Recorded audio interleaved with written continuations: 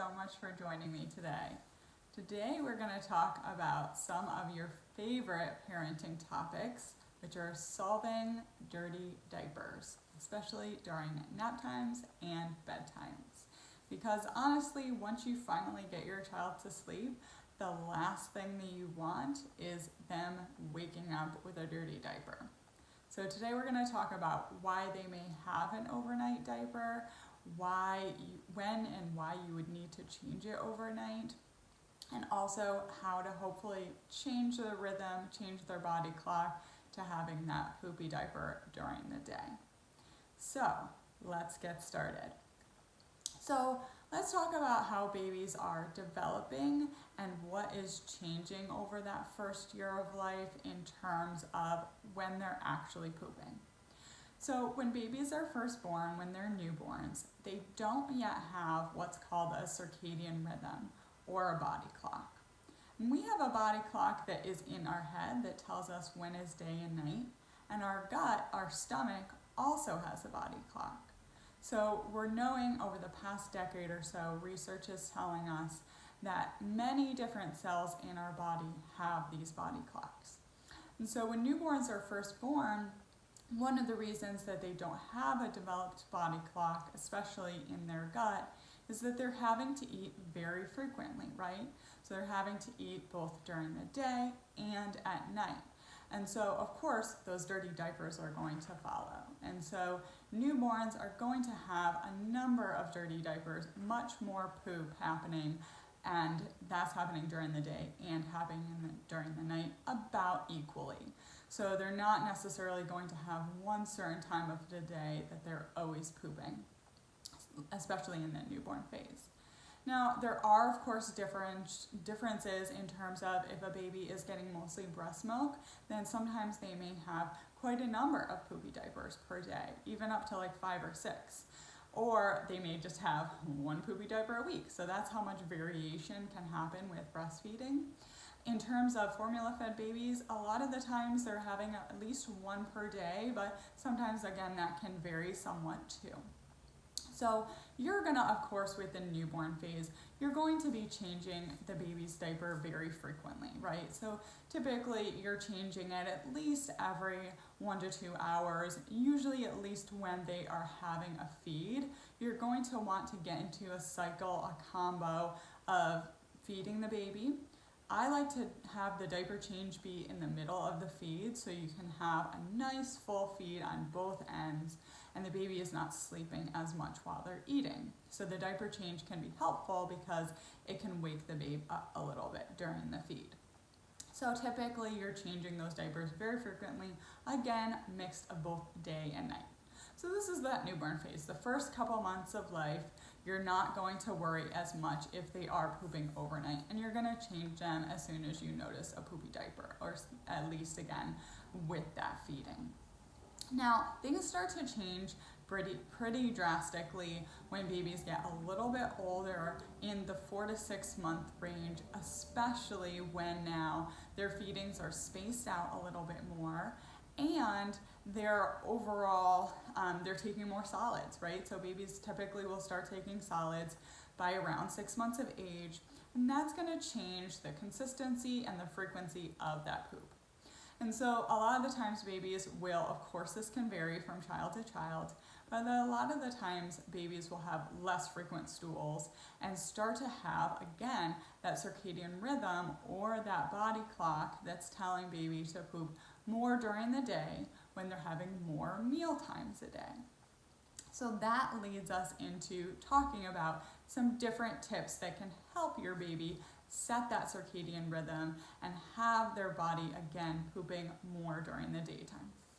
So the top tips are to first to look at meal times, because we know that meal times are something that stimulates your gut, it stimulates your body. And so when you're taking food in, either breast milk, formula, solid foods, you're going to move through your system. So it's going to tell your gut to start moving through the other food that's in your belly and in your intestines, so it stimulates you more to poop. So typically babies will frequently poop after a meal time. So if you're always putting baby down for a nap, and say they're on a 1 nap a day schedule and they're going down for a nap right after lunch, and then they're pooping, you are going to want to look at their meal times and see if you can space out lunch, make it a little bit earlier. Same with dinner time. If you always are finding that you put them right to bed and they're pooping right away at bedtime, then you're going to want to see if you can move dinner a little bit earlier. So that's tip 1, is to look at meal times. Tip 2 here, you're going to want to look at following not the full elimination communication, so that's when baby may not be in a diaper, but you're going to want to really try and communicate with your child when they're needing to poop. And that may not be with words, that may be with you keeping an eye as a parent to see, are they always going to be in a certain position right before they poop? Are they always going over to a certain area of the house when they poop? A lot of babies will try and get in a squatting position.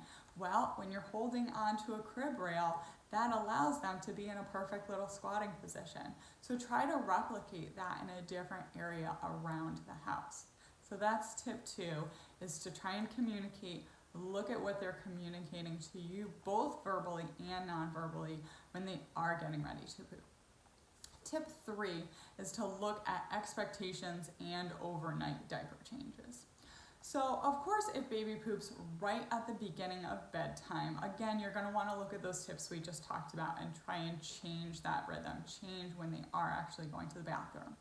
So in that case, you would usually change your baby right away. But if you're finding that actually, no, they're good at bedtime, but they end up always having like a 5 a.m. poop, well, what you're going to want to do is you want to protect the bum. So you want to make sure you're really lathering on night creams and things like that at bedtime. So then when they do have that early morning, they're protected when they do have that first poop. Now, again, you're not going to want to immediately go in and grab them right away. You're going to want to set some expectations around that.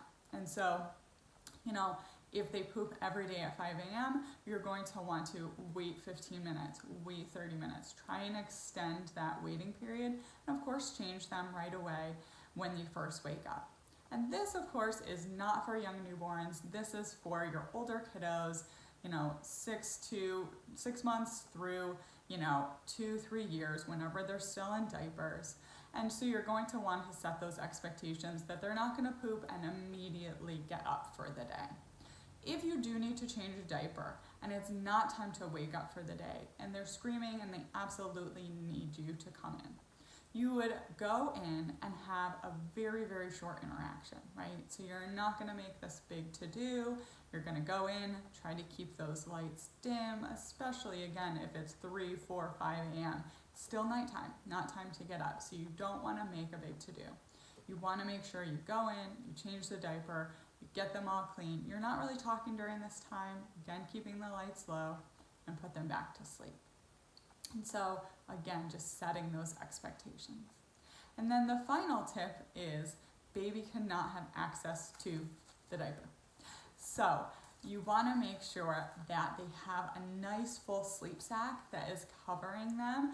Ideally, if they can unzip it, have it from the back so they cannot unzip it, because what can happen often, especially we see this at nap times very often, is baby will try to take off the diaper, and that is not good for anyone. So making sure that they don't have access to the diaper, that the diaper is fully on, they have a sleep sack over it so they can't have access, and then they will learn that it's not really that playtime and to have the diaper change be at a different time of day.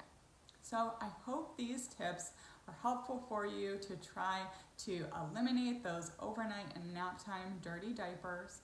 Please follow Nested Sleep and subscribe for more tips and more video tips all on your child's sleep.